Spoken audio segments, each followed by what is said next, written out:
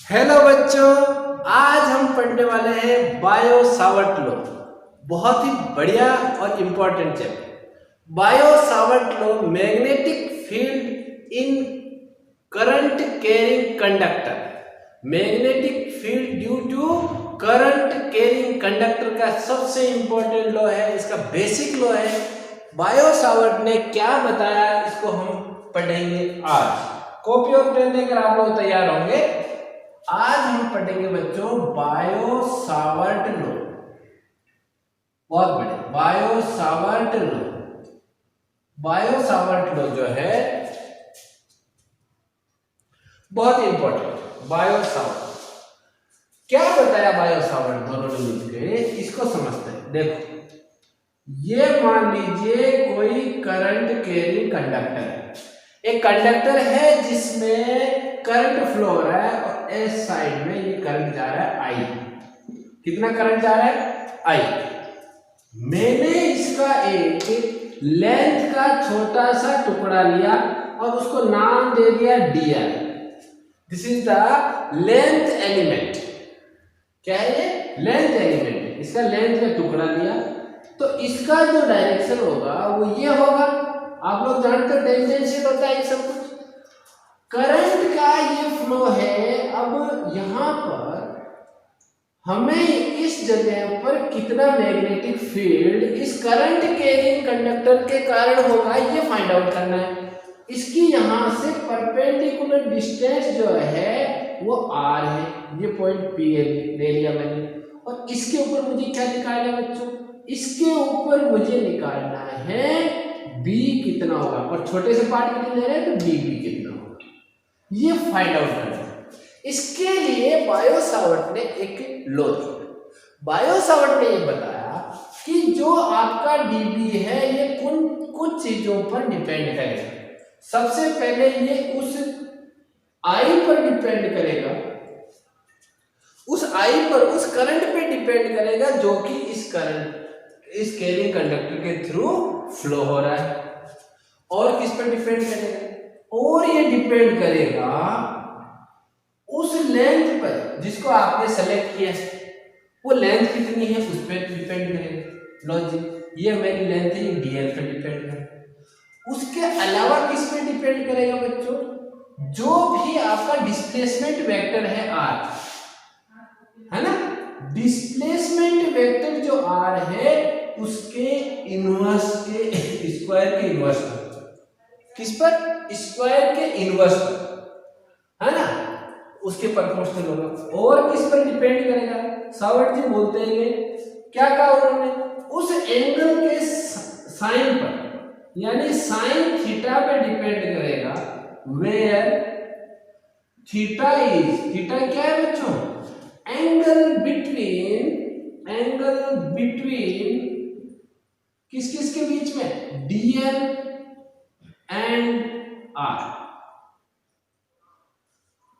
इनके बीच का जो एंगल है dl और r के, इस एंगल पे डिपेंड है। जरूरी नहीं कि हमेशा ये ऐसा ही परपेंडिकुलर। कई बार जैसे मान लो ये यहां पे ऐसे लिया तो ये थीटा एंगल ही होगा, उसका साइन थीटा, उस थीटा एंगल के लिए साइन रेशियो इन पे डिपेंड है।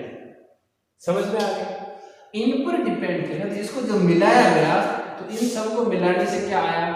dB is directly proportional to I dl sin theta upon r square. बहुत बढ़िया।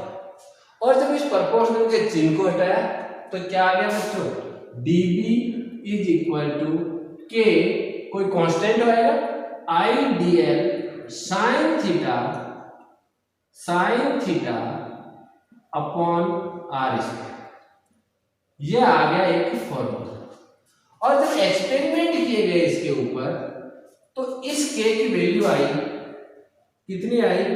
Mu naught upon 4 pi for vacuum.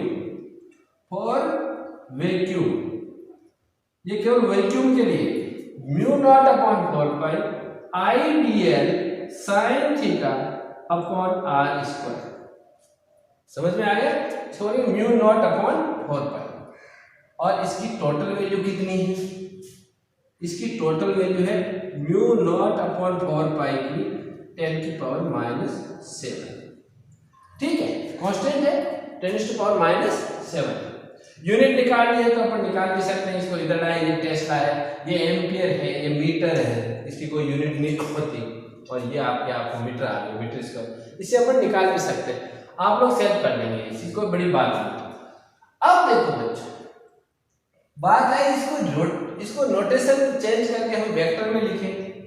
अगर हम इसको वेक्टर में लिखें तो कैसे लिखेंगे, ये भी एक बड़ा चैलेंज होगा। कई बार बच्चे अक्सर कंफ्यूज हो जाते हैं कि वेक्टर में कैसे लिखेंगे, चेंज कैसे हो जाती है। देखो ये है आपका dB is equal to, magnitude में क्या है, mu not upon 4 pi dl sine theta upon r square.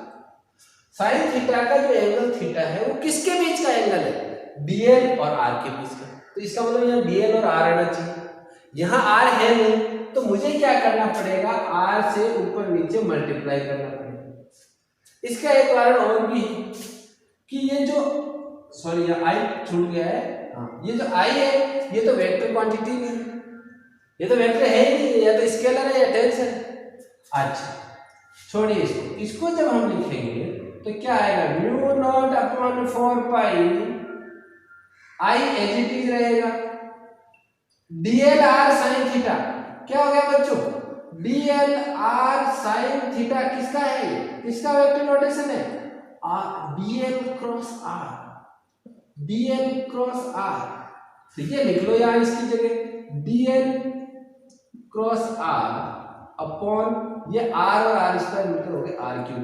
इसकी वजह से ये क्यूब में बदल जाता है जब हम किस में चेंज करते हैं, इसको वेक्टर में चेंज करते हैं। तो वेक्टर नोटेशन ऐसा है।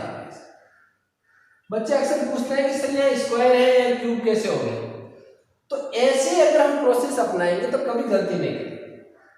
समझ में आ गया, बहुत बढ़िया। अब मैं इसको लिख लो आप लोग एक बार बढ़िया से, फिर मैं इसके कुछ पॉइंट्स डिस्कस करता हूं। अच्छा चल, वीडियो को पॉज कर लो, तुमने नहीं लिखा है ना, बढ़िया बढ़िया पढ़ रहे हो, आराम से पढ़ते रहो बच्चों, बहुत बढ़िया मजा आने वाला है तुम लोगों को। ठीक है, और बहुत आसानी से चीजें आएंगी आप लोगों को समझ। तो हमने dB निकाल लिया बच्चों, क्या निकाला, mu naught upon 4 pi i dl sine theta upon r square. और अगर मैं इसको, ये तो हो गया मैग्नीट्यूड, डायरेक्शन के बारे में भी अभी बात करेंगे हम।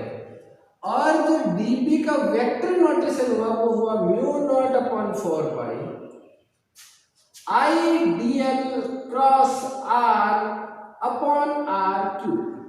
बहुत बढ़िया सुंदर तरीके से।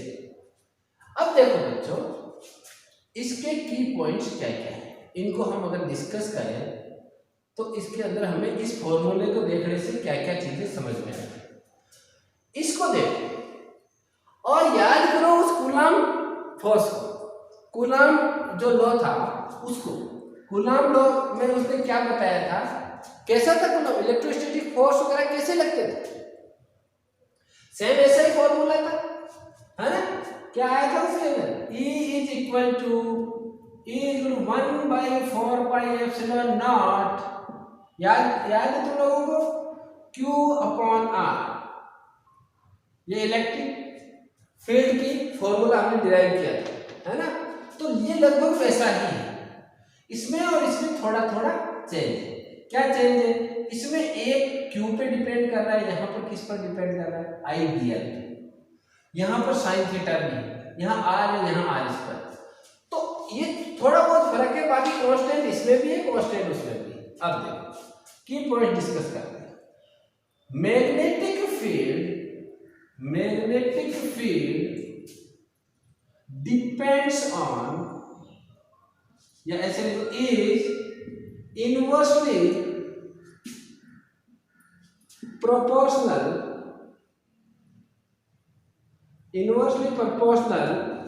to square of distance displacement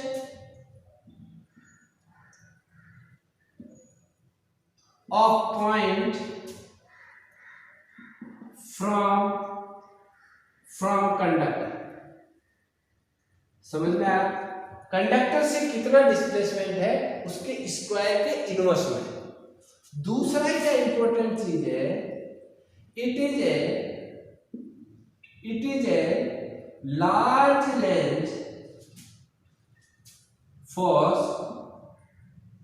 ये लार्ज लेंथ फोर्स है, like it is a large length field, sorry large length field है ना, मैग्नेटिक फील्ड की बात कर रहे हैं। Large field like electric field, short range नहीं है, लार्ज रेंज है ना। तीसरा इसका जो इंपॉर्टेंट फैक्टर आएगा, it depends on sign angle theta between, angle theta किसके बिटवीन में है ना, लेंथ एलिमेंट एंड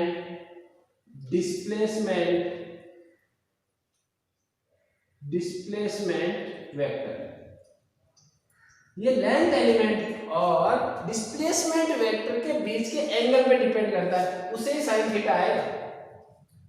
और ये किससे पैदा होता है, वहां पर इलेक्ट्रिक फील्ड किससे पैदा होता है, तो उसका सोर्स क्या था, चार्ज। यहां पर क्या है, आइडियल, एक तो लेंथ उस कंडक्टर की, दूसरा उसमें करंट जो है, ठीक है ना। कौन को फोन है रहता है? हाँ तो बच्चों यहां पर जो इसका सोर्स है, इट्स सोर्स इज इसका सोर्स क्या है, आइडियल। इसका सोर्स क्या है, आइडियल। करंट मोशन में जब चार्ज होता है तभी होता है, तो इसका मतलब यह है कि मूविंग चार्ज है इसका सोर्स क्या है, मूविंग चार्ज। आइडियल है ना, तो आई कब आएगा, जब चार्ज मूव करेगा। तो मूविंग चार्ज है, as charge at rest in electrostatic case. Electrostatic case में क्या था, चार्ज एट रेस्ट, कोई भी चार्ज क्यू था वो उसका सोर्स था। यहां पर क्या है इसका सोर्स, मूविंग चार्ज। और मूविंग चार्ज किस रूप में आएगा, यहां पर आइडियल। आई कब आएगा, जब चार्ज मूव करेगा। बहुत सिंपल चीजें हैं, ठीक है। और इसके अंदर एक नया फैक्टर आ गया जिसको मैंने पहले भी डिस्कस किया था, इट डिपेंड्स ऑन permeability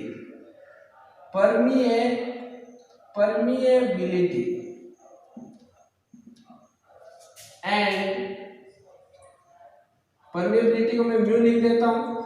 यहां हमने इसके लिए लिए म्यू नॉट, किसके लिए, वैक्यूम के लिए। और and it is this field depends on medium पर डिपेंड करता है। ग्रेविटेशनल फोर्स की तरह ऐसे नहीं है कि कोई सा भी मीडियम हो कोई फर्क नहीं पड़ता। इलेक्ट्रोस्टैटिक फील्ड और मैग्नेटिक फील्ड दोनों किस पर डिपेंड करते हैं, मीडियम पे। उसमें कौन, उसका फैक्टर क्या है, ई, एप्सिलॉन। और यहाँ पर क्या है, परमिएबिलिटी यानी म्यू। ठीक है बच्चों, तो ये हो गया आपका बायो-सावर्ट लॉ की पूरी थ्योरी। इसके ऊपर क्वेश्चंस करेंगे तो और आनंद आएगा। मिलते हैं नेक्स्ट वीडियो में। कंटिन्यू स्टडीज, मजे लेते रहो, पढ़ाई करते रहो। बहुत बढ़िया।